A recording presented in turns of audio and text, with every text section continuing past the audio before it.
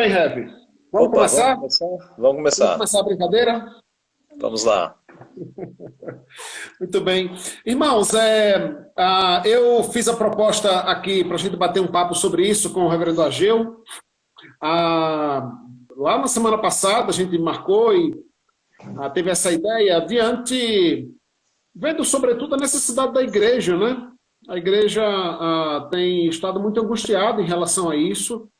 Muitas dúvidas começam a surgir naturalmente, né, reverendo? A minha preocupação quando foi de fazer essa proposta para o senhor, não foi nem pensando no debate teológico em si que há em torno disso, mas é pensando na igreja, sabe? Alguns irmãos da minha igreja já me perguntaram, pastor, e aí, se a gente passar 3 meses de quarentena, vai passar 3 meses sem tomar ceia?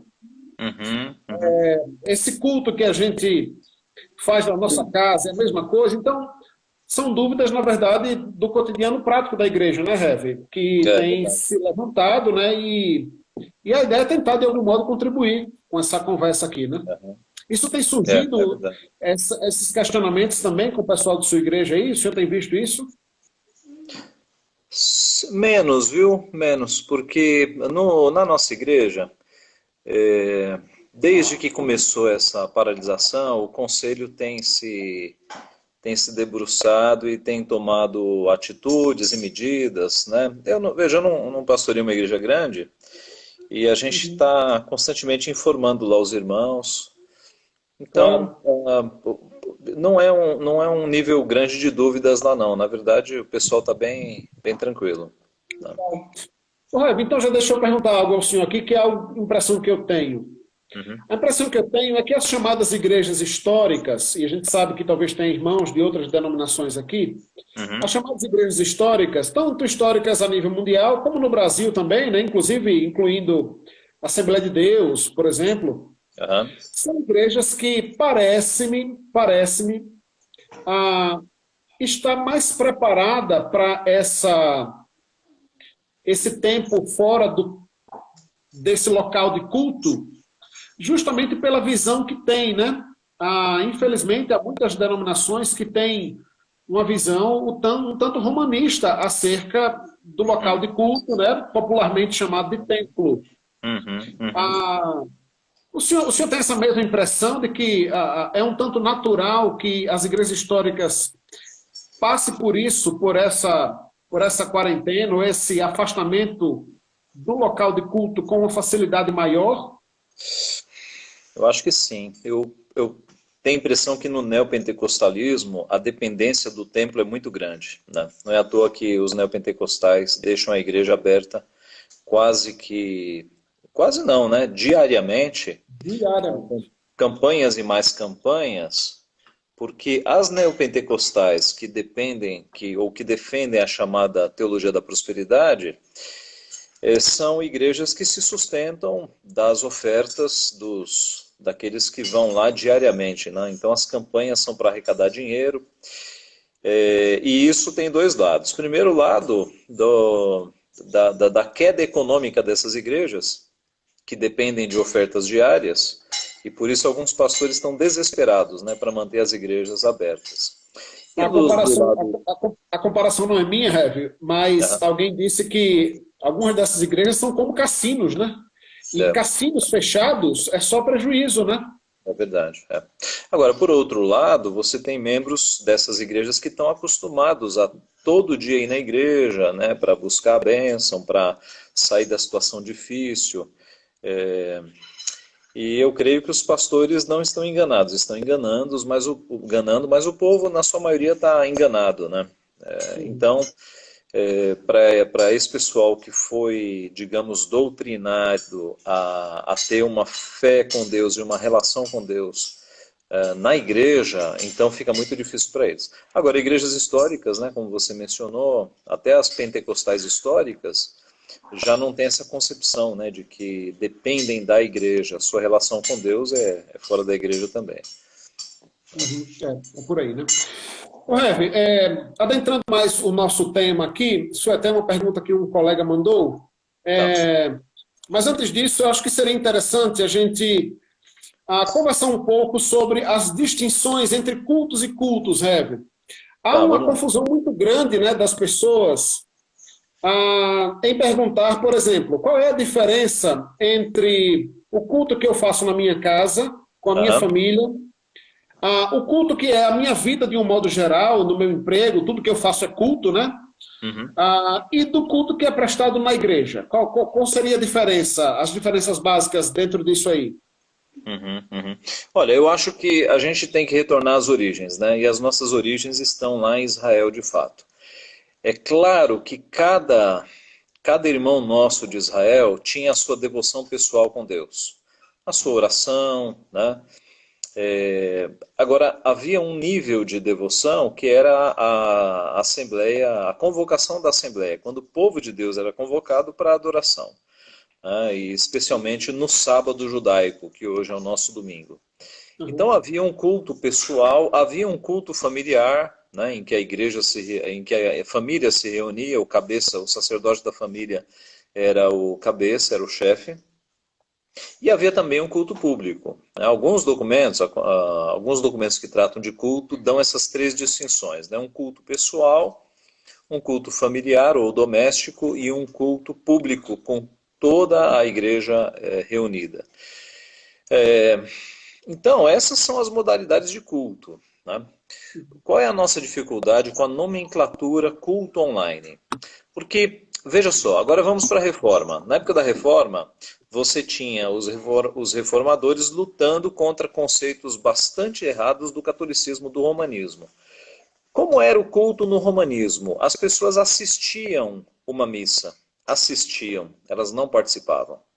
As pessoas entravam naquela igreja gigantesca, lá na frente tinha um sacerdote de costas para o povo, falando em latim. Então o povo assistia. Tem um autor que escreveu a Evangelização na Igreja Primitiva, Michael Green.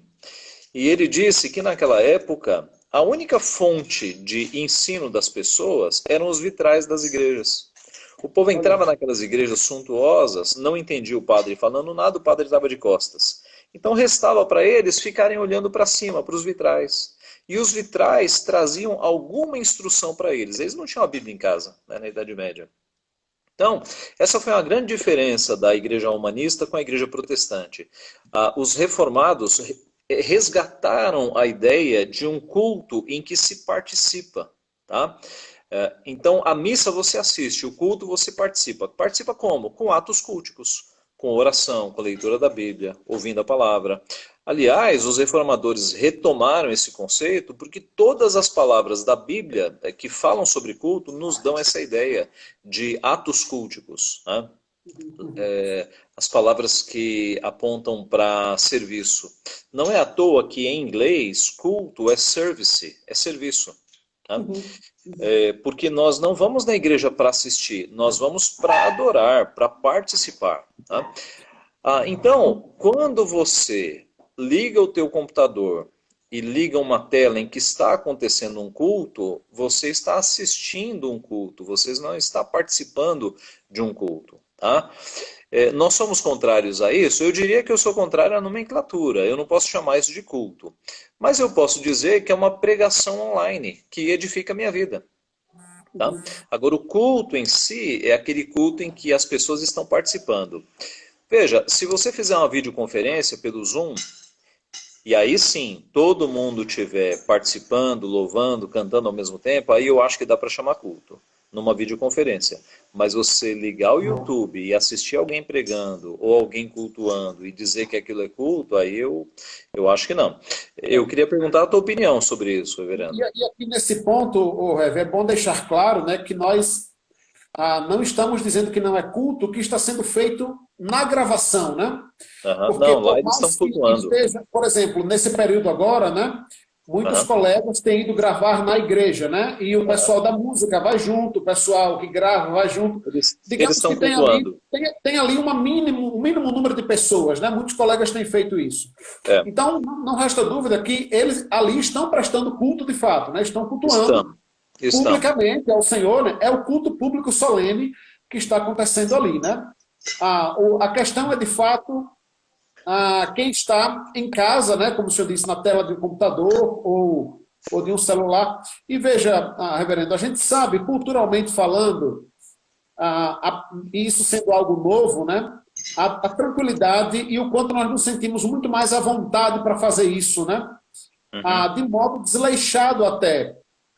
Eu ouvi um dos colegas falando acerca disso e tentando dar instrução à igreja que, enquanto estivesse ali naquele culto chamado online, né, não estivesse comendo ou deitado ou fazendo uma outra coisa, porque de fato é muito complicado, né? Como é algo muito novo também. Nós temos até dificuldade de uma concentração maior, né, para de fato, até porque por não estar ali, né, por não estar ali e por não estar sendo visto, né, existe essa liberdade em relação a isso. Eu, desde o começo, Rev, sempre tive também muita dificuldade em chamar isso de culto. Ouvindo outros colegas, né, presbiterianos, é interessante que mesmo aqueles que chamam isso de culto online, Reverendo Ageu, entendem que, de modo algum, isso seria algo que substitui o culto público solene ao Senhor, né? De modo algum substitui. E é muito complicado, né? Por várias questões. Passando por isso que o senhor falou, da reunião do povo em Israel para juntos adorar ao Senhor, e no Novo Testamento também, né, que apesar de não aparecer a palavra culto, mas é sempre a ideia da reunião dos santos, né? Eu acho realmente muito complicado apelar para uma reunião digital, online, né, à distância, etc. Eu chamaria de um culto familiar, né? Um culto familiar. Mas o culto público é convocação solene, a igreja inteira reunida, tá? Eu posso ter um culto familiar em casa, e aliás eu tenho alguns colegas, nós temos colegas em comum que têm feito uma coisa interessante. Eles mandam a liturgia para os membros, aí os membros fazem a liturgia, e aí, quando chega num horário específico, o pastor entra online para pregar. Né? Aí terminou o sermão, o pastor sai e o povo continua cultuando. Isso é culto. Né? Isso é culto. Tá? Isso é culto público. Agora, eu repito, essa ideia de você ligar uma tela e ficar assistindo alguma coisa, isso é um conceito católico. Tá? Isso é um conceito romanista. Isso não é um conceito presbiteriano. Tá? Agora, eu diria que é uma questão de nomenclatura, né? Como nós falamos. Nós não chamamos isso culto, mas não chamamos culto público e nem culto online. Mas se as pessoas estão em casa adorando ao Senhor, algumas pessoas escreveram aqui no Instagram o seguinte, mas se a gente está em casa cantando, orando e fazendo tudo junto, ok, vocês estão fazendo um culto, vocês estão fazendo um culto familiar. Né? Mas e aí, nesse caso, qual seria a diferença, então? Porque, veja, eu temo muito, o reverendo, e os irmãos que nos assistem, que, conversados com alguns colegas, eu temo, reverendo Ageu, não sei se o senhor tem a mesma impressão, de que, depois de tudo isso que está sendo feito, e essa nossa adaptação como igreja, que isso, de algum modo, acabe fortalecendo o movimento dos desigrejados. Com certeza. Ou daqueles que apelam com essas frases de efeito de Instagram e Facebook, de que a igreja sou eu, de que o templo somos nós, de que a gente não precisa de igreja. Eu temo que isso, de algum modo, fortaleça-os, porque aqui e ali eu ouço saindo na boca de pastores sérios, nós, frases de efeito para lidar com a situação atual, frases as quais a gente ouvia justamente da boca desses desigrejados. Então é um negócio que isso pode trazer consequências, né, Rev, para a nossa igreja de modo geral, né? Sim. Eu acho assim, que se acabar a quarentena e as igrejas continuarem transmitindo os cultos, muitos crentes, voltando à vida normal, vão falar assim, hoje eu não vou na igreja não. Eu vou ligar lá na internet e eu vou cultuar aqui de casa, porque é culto também. Esse é o grande risco. Né? Na igreja que eu pastoreio, nós tomamos essa decisão lá atrás, de gravar os sermões e disponibilizar durante a semana. Mas transmitir o culto, nós temíamos que algumas pessoas ficassem em casa para não ir na igreja e assistir o culto como que se assistir fosse participar, né? Eu acho que esse é um grande perigo que nós corremos. Reverendo, e é bom deixar claro aqui, né, para aqueles que nos assistem, que a intenção nossa aqui, né, não é simplesmente estipular uma regra, né, mas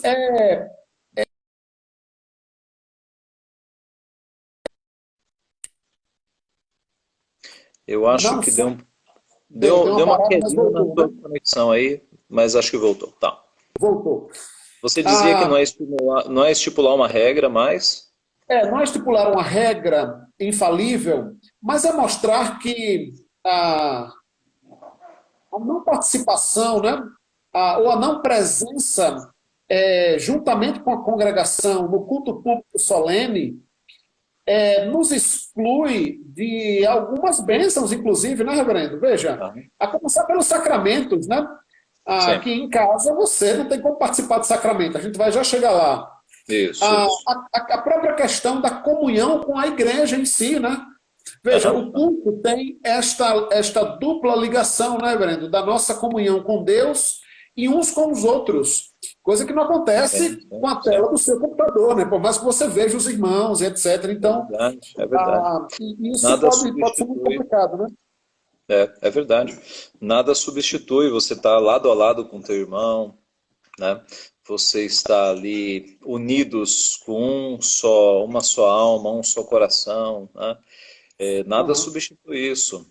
É certo que agora a gente está forçado, né, a não ter esses momentos, mas eu creio que assim que acabar tem que retornar, porque são bênçãos que nós temos, né? Na igreja antiga eles tinham o costume, inclusive, do ósculo santo, né? Não vamos ressuscitar isso, mas é, havia a ideia de uma comunhão muito, muito próxima entre eles, né? Entre o povo da igreja.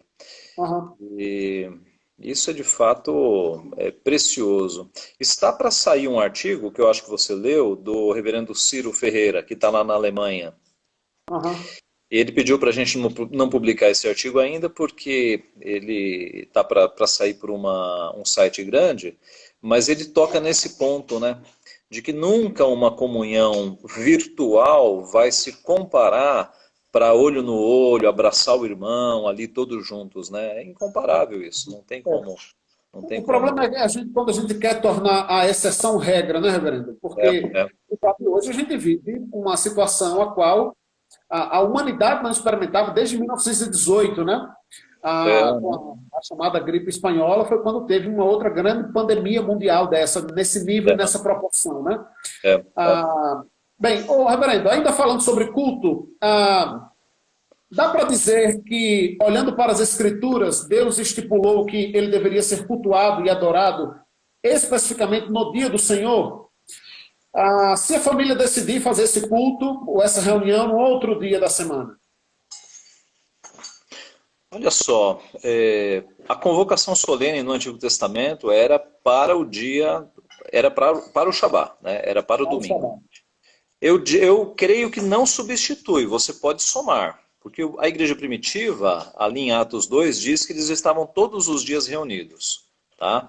Agora, você não pode substituir. Tem um autor no livro Coragem para Ser Protestante, o David Wells, que ele fala de igrejas nos Estados Unidos que já trocaram o domingo pela sexta-feira à noite. Então eles estão fazendo o culto na sexta-feira à noite para que no domingo o pessoal fique livre para ir para o shopping, ir para o parque. Tá? Então isso é de fato uma quebra terrível do quarto mandamento. Então eu Uhum. diria o seguinte, o normal do povo de Deus é se reunir todo mundo no domingo para cultuar o Senhor durante o dia inteiro, cumprir o quarto mandamento. Agora, se você quiser fazer outros cultos durante a semana, eu não vejo dificuldade. Na igreja primitiva eles se reuniam durante a semana para cultuar. Tá? Uhum. Muito bem. Vamos passar para Sacramento. sacramentos ou o senhor quer colocar alguma coisa a mais Não, aí não, sobre culto?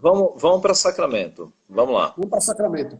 É. Rev, a primeira pergunta que eu tenho a fazer, já para dar um norte aqui aos aqueles que estão nos assistindo, é o seguinte: igrejas que têm aderido à ideia de Santa Ceia online, Aham. poderiam se opor, poderiam se opor ao batismo online? Ou isso seria algum contrassenso ou no mínimo, incoerente? Eu acho que é uma incoerência, né? Se você aceita a Santa Ceia online, aceite o batismo online também, né? Uhum. Eu acho que o argumento é o mesmo, né? Já que eu posso realizar um sacramento à distância porque eu estou em espírito, então eu posso realizar um batismo também à distância porque eu estou lá em espírito. Tá? Uhum. Talvez eu possa realizar um funeral à distância também, né? Porque eu estou lá em espírito. Aí, meu amigo, aí o É. céu é o limite, né? Aí a criatividade é quem manda, né? Exatamente. Com certeza, né, Rev? É uma excelente linha de pensamento e argumentação, penso eu, né? Porque ah, nesse sentido não há distinção entre os dois sacramentos, né? Aham. Distinção no sentido de símbolo e de significado, né? E de aprofundamento bíblico do que é em si, né? E da significância do ato em si, né? Então, realmente é muito complicado, né? Essa pergunta é proposital porque é um tanto comum, né? A ceia online tem sido muito mais aderida no que é o chamado batismo, né? Aham. Mas, de fato, é no mínimo incoerência, né? Porque tratam-se de dois sacramentos deixados pelo Senhor, né? Para o nosso cumprimento. Pois é. E olha só, quando começaram a falar em culto online, alguns dos nossos colegas disseram, rapaz, vão inventar ceia online. Quando inventaram ceia online, a gente brincava, né? Ceia online não pode, porque senão vai ter batismo online. Não é que criaram batismo online, né? É, Eu dei a exatamente. ideia aqui de velório online, né? Funeral online, ofício fúnebre online. Daqui a pouco alguém vai copiar, Vai, vai, porque você vai. abre de fato. O É. ponto é, se você sai da Bíblia, aí a criatividade não tem limite. Tá? Mas, reverendo, e qual é o maior problema? Vamos falar da ceia especificamente, né? Qual é o Aham. maior problema da ceia online? Quais seriam os pontos que a gente pode elencar aqui da É. impossibilidade da ceia online? Porque é claro, né, que eu e o senhor, e é bem provável que a maioria daqueles que nos assistem aqui entendam da mesma forma, né? Mas quais seriam as dificuldades para que a gente pudesse Olha, entender e explicar de forma básica? é, eu diria algumas, né? A primeira é que a questão dos sacramentos é algo mais sério do que o povo pensa. Tá? Corinto, tinha pessoas em Corinto sendo disciplinadas pelo Senhor, e algumas até haviam morrido, porque eles estavam profanando a ceia. Eles estavam profanando como? Alguns chegavam mais cedo, comiam tudo, e outros, os mais pobres, os que nada têm, que aparece lá em 1 Coríntios 11, quando eles chegavam já não tinha mais. E aí Paulo fala, alguns de vocês comem tudo e até se embebedam, ao passo que outros passam fome. Vocês não respeitam aqueles que nada têm? Veja, nos parece que é um problema pequeno esse. Mas Paulo dá uma bronca nos coríntios, mostrando que essa é a razão porque há em vós, entre vós, não poucos e doentes, fracos e doentes, e não poucos que dormem. Quer dizer, Deus estava pesando a mão sobre aquela igreja porque eles não estavam fazendo a ceia corretamente. Então, esse pessoal que está fazendo ceia online agora, eu acho que eles não têm noção do perigo. Tá? O apóstolo Paulo e os apóstolos eram tão cuidadosos com esse tema que quando Paulo vai falar da ceia, lá em 1 Coríntios 11, ele fala, porque o que eu recebi do Senhor, isto vos entreguei. É a ideia de que o que ele recebeu, ele não aumentou, não diminuiu, ele está passando com máxima fidelidade, porque foi um rito que Jesus instituiu. Eu não posso modificar um rito que Jesus instituiu, entendeu? E aí ele passa com toda o zelo e fidelidade. Então, esse é um primeiro problema. Quando você quer ser criativo na ministração da ceia, você está indo contra a palavra. Deus não nos deu essa possibilidade, né, de usar de criatividade. Um outro problema é o seguinte: a ceia é o símbolo máximo que nós temos de comunhão entre os irmãos. Os irmãos ao redor da mesa, participando do mesmo pão e do mesmo vinho. Tá? É o símbolo máximo de comunhão. Como é que eu vou dizer para alguém que está em casa, olha, pega o teu pãozinho aí, pega o teu suco de uva. Tem um pastor famoso que até disse que quem não tivesse suco de uva podia trocar por água, né?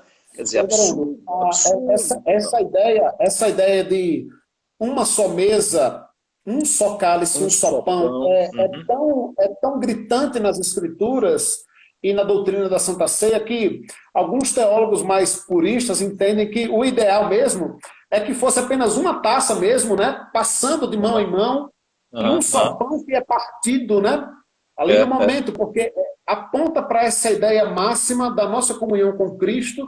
Eu sempre enfatizo isso muito, sabe, Rev? Quando ministro a ceia para a minha igreja aqui em Cidade Dutra, do quanto há na Escritura essa dupla manifestação da nossa comunhão com Deus e da nossa comunhão uns com os outros, né? Apontando para esse momento quando todos nós estaremos juntos, né, com o Senhor nesta grande ceia. E a grande dificuldade, né, esse de fato concordo, para mim um dos pontos mais gritantes é essa falta de comunhão, né? E tem outro ponto aqui, Rev, que vale também, não só em relação ao culto, mas a também esse momento da ceia, porque muitas vezes nós imaginamos e olhamos para esse tema pensando na nossa família. Mas vejam, Reverendo Ageu e irmãos, são muitas as pessoas que são sozinhas, rapaz. Muitas, né? Muitas. Moram só, que não casaram ainda, que moram longe dos pais, né? Então, o que complica mais ainda, né? Porque nem mesmo com um parente próximo essa pessoa poderia exercer a comunhão, né? É verdade, é verdade. É um rito que deve ser seguido, e veja só, alguns colegas estavam até brincando o seguinte: tem crente que não liga para ceia, falta no domingo de ceia, não está nem ligando. Mas agora que está na quarentena e apareceu ceia online, não, eu tenho que participar desse negócio. Na verdade, não é um anseio por participar do pão e do vinho, é um anseio pela novidade, né? Então tem gente brigando aí pela ceia virtual que não é zeloso na frequência da igreja. Então como é que está brigando por ceia virtual agora, né? O fato é, reverendo, que eu estava lendo hoje o artigo do MacLeod, que é um pastor escocês, e ele fala que na Escócia, durante muito tempo, algumas igrejas só tinham ceia de 3 em 3 meses, né? E aqui no Brasil também. A minha família, que é lá do Ceará, e eu acho que tem parentes aí nos ouvindo, eles podem confirmar. Houve momentos na história lá da igreja que o pastor ia 2 vezes por ano. E a igreja está lá firme, né? Berçário de pastores na minha família. Então, você não tem nos nossos documentos uma prescrição quanto à frequência da ceia. Você pode ficar 2, 3 meses sem ceia, não é o ideal. Apesar do nosso irmão Calvino defender que deveria ser todos os domingos, né? Por ele sim, mas veja que ele transigiu, né? Ele cedeu ao Consistório de Genebra. Para ele, inclusive, a questão da frequência, né, era uma questão de vida ou morte. Inclusive, essa tem sido também uma questão de discussão e até debate entre muitos colegas presbiterianos, não é, reverendo? Sim, de algum modo tentarem tornar isso dominical, né? Reverendo, tá bom. Então é o seguinte, eu sou um pai de família, ou um líder do meu lar, e minha família é grande. Eu posso, então, realizar um culto e ministrar ceia a meus filhos, a minha esposa, e não estou nem perguntando eu enquanto pastor, mas eu enquanto marido, enquanto pai de família. Olha, não pode, porque a administração dos sacramentos ela é própria dos oficiais que Cristo instituiu pela igreja, tá? Então vamos entrar nesse assunto. Muita gente tem me perguntado isso. Pastor, um discípulo de Cristo, ele não pode fazer a ceia em casa? Não pode fazer o batismo? E a resposta é um sonoro não bíblico. Por quê? Porque na Bíblia, primeiro, você não tem pessoas que não têm ofício ministrando os sacramentos. Tá? Vamos lá. João Batista tinha sacramento, era o último profeta. Jesus, profeta, sacerdote e rei. Filipe era evangelista, que era um ofício apostólico, tá? 2 ofícios apostólicos no Novo Testamento que foram temporários, apóstolo e evangelista. E os 2 ofícios permanentes, presbíteros e diáconos, tá? Então Filipe era evangelista, ele podia. O apóstolo Paulo era apóstolo, tá? A única exceção que você encontra essa regra é o caso de Ananias. Ananias batizou Paulo, mas veja, Ananias recebeu ordens do próprio Deus, tá? Então eu diria que é uma exceção muito tranquila, tá? Uhum. Eu até Aham. diria que você só pode realizar um sacramento hoje na tua casa se o próprio Deus aparecer para você e te der essa missão. Porque, biblicamente falando, você não tem condições, tá? Como a gente tem Cristo é o rei. dificuldades, como temos dificuldades com teofanias, né? É pouco provável que Eu acho aconteça. que a possibilidade é pequena. Então veja, Cristo é o rei da igreja e ele dirige a sua igreja por meio de quem? Dos oficiais, os presbíteros e os diáconos.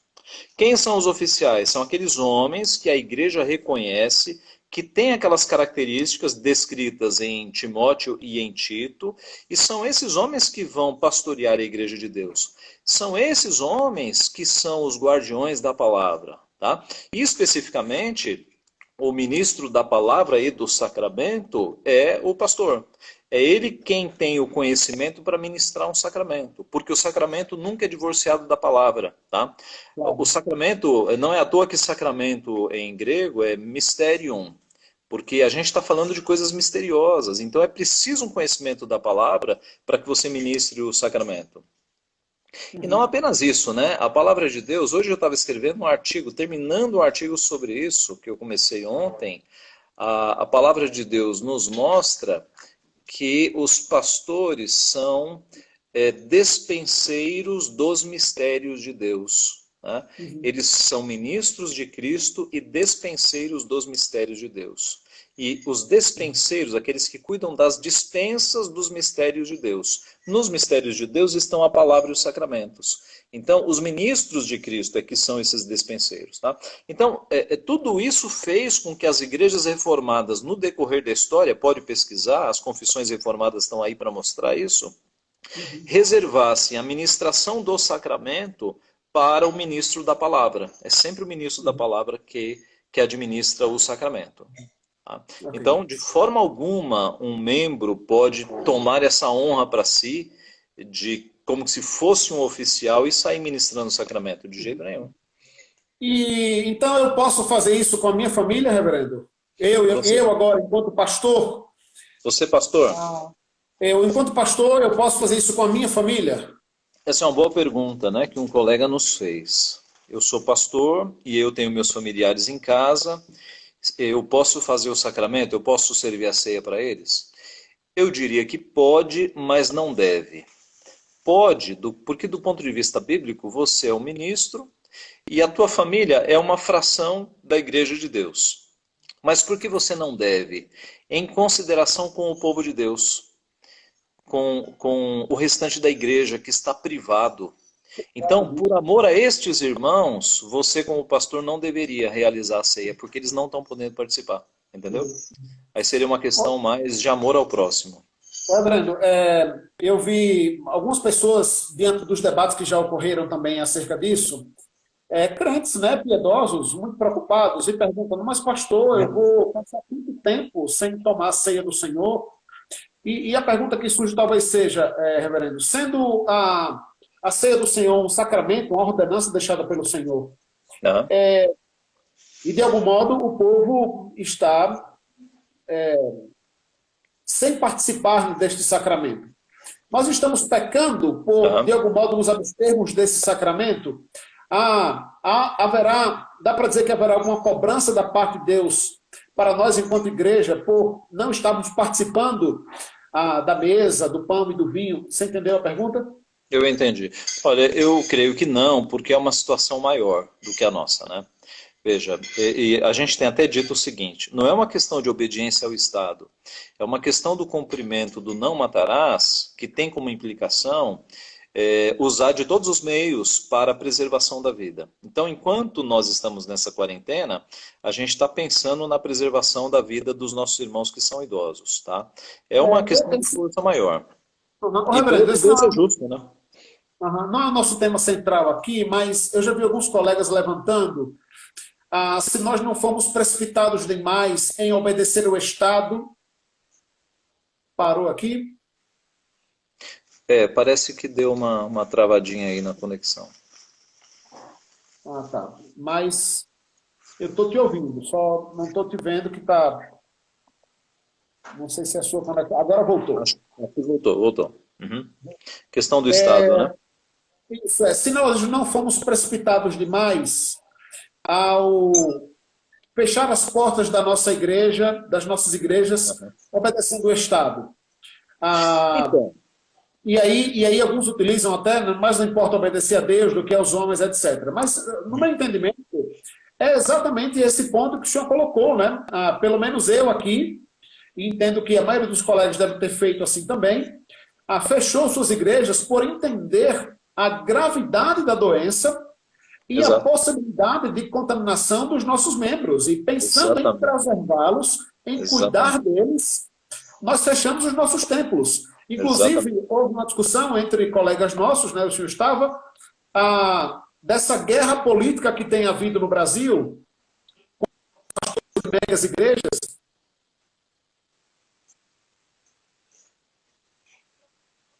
Nós estamos aqui preocupados em cumprir uma determinação, uma lei especificamente, ou preocupados com os membros das nossas igrejas, né? Eu comentei com um membro da nossa igreja aqui, eu disse, olha, se amanhã o Estado autorizar abrir as nossssas igrejas, a igreja presidente da Dutra vai continuar fechada. Porque o que acontece no momento atual, é uma guerra político-eclesiástica, né? Exatamente. E esses donos de cassinos eclesiásticos querem abrir suas igrejas para arrecadar e não estão nada preocupados ou pouco preocupados com seus membros, né?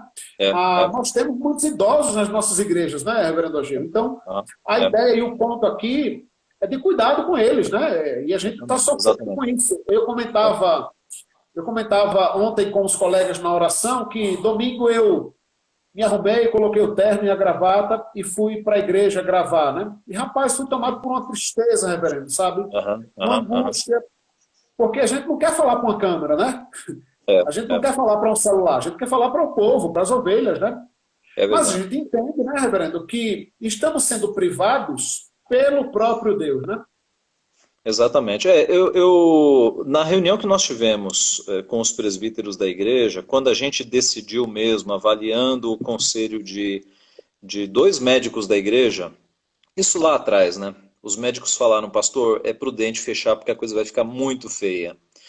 O conselho se reuniu e, olha, a palavra prefeitura e governo não foi mencionada, viu? Não foi mencionada. Então eu estou contigo. Eu acho que quando nós percebermos que o povo está em segurança, não interessa se o governo quer ou não quer. A gente vai voltar às atividades. Se por um acaso nós percebermos que há segurança, está todo mundo dizendo, não, agora há segurança, e por alguma implicação política, o governo disser igrejas não abram as portas, a gente vai abrir e vai sofrer as consequências. Assim como nossos irmãos no passado sofriam, né? Aqueles que foram perseguidos. Antes importa obedecer a Deus do que a homens, né? Então, o nosso olho é sempre na lei de Deus. A lei de Deus é maior do que a lei dos homens. Eu não tenho dúvida disso. Brando, voltando aqui, pensando nos sacramentos, né? E na ceia do Senhor, eu acho que o entendimento, então, é entendermos que essa privação, né, que nós estamos passando, da comunhão, sabe, e do culto presencial, e também da ceia do Senhor, né, é uma privação a qual o próprio Deus tem estipulado para nós, né? O próprio Deus tem imposto sobre nós, enquanto humanidade, e sua igreja também, né? E a ideia é que este momento, então, deve voltar, deve regressar assim que o próprio Deus determinar, né? Eu creio que sim. Léo, deixa eu te interromper. Sim. Deixa eu te interromper para responder uma pergunta aqui que me foi feita. Léo Barbosa, se o pastor pode visitar as famílias ministrando a ceia. Legal, olha, essa é boa. Uma situação interessante, né? Eu diria que o pastor sozinho não. Eu acho que o ideal é que se configure exatamente que parte da igreja está ali reunida. Então, eu não vejo dificuldade do pastor juntar uns presbíteros e sair nas casas, reunindo as famílias, fazendo cultos e ministrando a ceia. Tá? Isso eu não vejo dificuldade. Porque é isso que a gente faz com o pessoal que está enfermo, né? Exatamente. Inclusive, é o que fazemos com aqueles que estão enfermos, né? Mas vale lembrar, né, reverendo, que nós fazemos isso dentro de um culto, né? Dentro Dentro de de um um culto. culto. A gente vai à casa do Exatamente. enfermo ou ao hospital. Eu digo nós, né? Nós enquanto pastores presbiterianos, né? E lá cantamos louvores, oramos, lemos a palavra, pregamos a palavra e ministramos a ceia, né? Tem todos Exatamente. os elementos que tem num culto, tem ali, né? É diferente do que os padres faziam. Acho que os padres não fazem mais isso. Mas no passado eles faziam levar o elemento ali para o enfermo, né? Como se fosse uma espécie de extrema unção. Tá? Nós levamos um pouco da igreja junto, fazemos o culto e aí servimos o elemento. Então eu acho que se chegar nesse ponto de pastores irem nas casas, fazerem cultos e ministrar o sacramento, eu acho que isso é tranquilo. Ô Léo, deixa eu responder outra pergunta aqui, que é uma pergunta recorrente sobre o sacerdócio universal dos crentes. Muita gente fala o seguinte, não, mas que absurdo, só o pastor pode ministrar sacramento e o sacerdócio universal dos crentes? Né? Por que a pregação do pastor é diferente? E cadê o sacerdócio universal dos crentes? Olha, é um equívoco bastante básico você achar que o sacerdócio universal dos crentes cancelou os ofícios, tá? Porque o apóstolo Paulo, com certeza, defendia o sacerdócio universal dos crentes, porque ele sabia que o véu foi rasgado de alto a baixo e Jesus abriu um novo e vivo caminho, tá? Nós não temos mais sacerdotes nos intermediando. Nós temos Cristo Jesus como mediador. Ele é o nosso único mediador. Ele abriu um novo e vivo caminho. É isso que significa a ideia do sacerdócio universal dos crentes. É um tema soteriológico da matéria da salvação. Outro tema que é eclesiológico é dos ofícios. O sacerdócio universal dos crentes não elimina os ofícios que Cristo instituiu. É por isso que o apóstolo Paulo ele saiu pelos campos promovendo eleição de presbíteros. Porque, embora todo crente tenha acesso a Jesus Cristo, Deus estabeleceu que a igreja é governada pelos oficiais. Os diáconos para cuidar das necessidades do povo e os presbíteros para governar e pastorear a igreja. Tá? Então, uma doutrina não anula a outra, as duas doutrinas caminham juntas. Vou resumir algumas perguntas aqui que foram feitas, dentre elas a irmã Cirlei. Aqui é a ideia do seguinte, né? Qual era a dificuldade, então, de o pastor ir até uma casa ou na igreja ministrar a grupos menores, né? Então, acho que um dos irmãos colocou aí que 10 grupos de 10 pessoas. Vejam, irmãos, eu acho que a gente nem pode cair em relação a essa pandemia no grupo do ceticismo, nem no grupo dos histéricos, né? Nós precisamos tentar manter um equilíbrio mínimo, interpretando tudo aquilo que está ao nosso redor. E, de fato, até que se prove o contrário, parece mesmo que as aglomerações, né, reverendo, e o nível de contaminação desse vírus é gigantesco. Então, eu sinceramente fico preocupado com as questões práticas de saúde disso, sabe, reverendo? Porque a partir do momento que eu reúno com um presbítero ou um diácono, e eu imagino que se eu fosse fazer isso, num dia eu ia tentar pelo menos ir em umas 3 casas. Imagina se eu estou contaminado e eu posso estar... Eu contaminar todo mundo. Eu acabei de levar o vírus para 3 casas. É verdade, é verdade. E tem outra coisa que é bom. Na gravação agora de domingo, eu encontrei alguns poucos irmãos que já não vi há algumas semanas, né? A vontade de abraçar é muito grande. Nós somos muito calorosos uns com os outros, né? Então, muito difícil, rapaz, você ir na casa do irmão, o irmão ver o pastor e não querer pegar na mão, não querer abraçar. Então, veja, eu acho que, teologicamente falando, é possível? Sim, sacramento é possível sempre que houver culto ministrado esta Santa Ceia por um ministro da palavra. Agora, o complicado é que, de modo prático, né, tirar isso do papel e colocar na prática, isso é muito complicado, né, porque de um modo ou de outro, a gente acaba expondo as pessoas. Né? E eu acho assim, gente, nós não somos sacramentalistas. Nós cremos que a ceia é uma bênção, mas você permanece alimentado com a palavra e com a oração, que são os outros dois meios de graça, tá? Então, essa busca por realizar a ceia de qualquer jeito está parecendo o romanismo mesmo, vendo Exatamente. elementos místicos, né, uma superstição para com a ceia. Isso não reflete a nossa teologia. A gente pode aguentar aí mais 2, 3 meses sem a ceia, e aí, quando nós retornarmos no culto público, vai ser uma festa. Aqueles que participarem da próxima ceia, eles vão perceber o que perderam. Né? Eu acho que vale a pena a gente não estragar esse momento, né? Buscando aí subterfúgios, drive-thru de ceia, ceia online, essas besteiras todas que estão inventando por aí. Né? Pois é. Vale a pena. Muito, muito complicado, né? Reverendo, e acho que com certeza isso tem servido para valorizarmos esse momento, né, Reverendo? Outro dia, foi uma bela chamada na igreja que eu pastoreio, deixando bem claro, né, o quanto nós pecamos, e eu entendo que não tem uma palavra mais caridosa do que essa, o quanto nós pecamos quando, sem motivos, nos abstemos de participar da ceia do Senhor, né? Certeza, com certeza. Ali naquele momento, né, de ser abençoado ali por aquela comunhão com Cristo e com os irmãos, né? E de um modo geral, essa pandemia, isso com certeza tem sido um dos ensinamentos do Senhor para nós enquanto igreja, né? É verdade. Para que de fato Deus nos fortaleça, nos ensine, né, a valorizar esses momentos que outrora nós tínhamos, mas de uma certa forma acabávamos banalizando isso, né?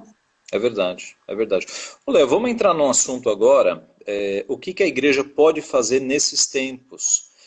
Porque a gente está, além da pandemia, nós estamos entrando agora num período de recessão econômica, né? Já tem irmãos nossos que estão ficando desempregados, aqueles irmãos nossos que trabalham com comércio e tiveram que fechar suas portas, microempresários. Então a gente podia falar um pouco sobre esse assunto também, o papel da igreja dentro desse contexto. Aliás, sobre sacramentos online, eu acho que a gente já pegou os pontos básicos, né?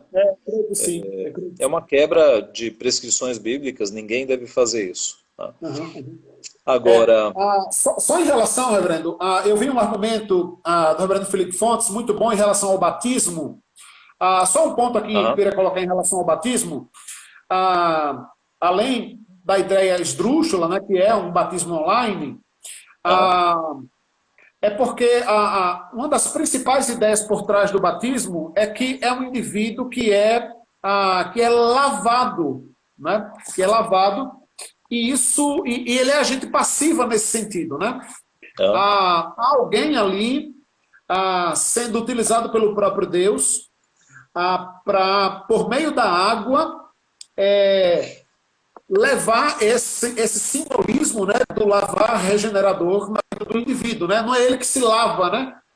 Não é ele que lava a si mesmo, né? Mas ele é agente passivo nesse sentido, né? O que tornaria a questão já aí impossível, né? Nem mesmo o Senhor Jesus se autobatizou, né? Ele foi até alguém para que alguém batizasse, né? Então esse é o ponto, né? Esse é o ponto mesmo. O batismo envolve água, envolve aquele que vai ser batizado e aquele que está batizando, que nós já vimos aqui que tem que ser alguém que tenha ofício, né? Assim como o Felipe, assim como o Paulo.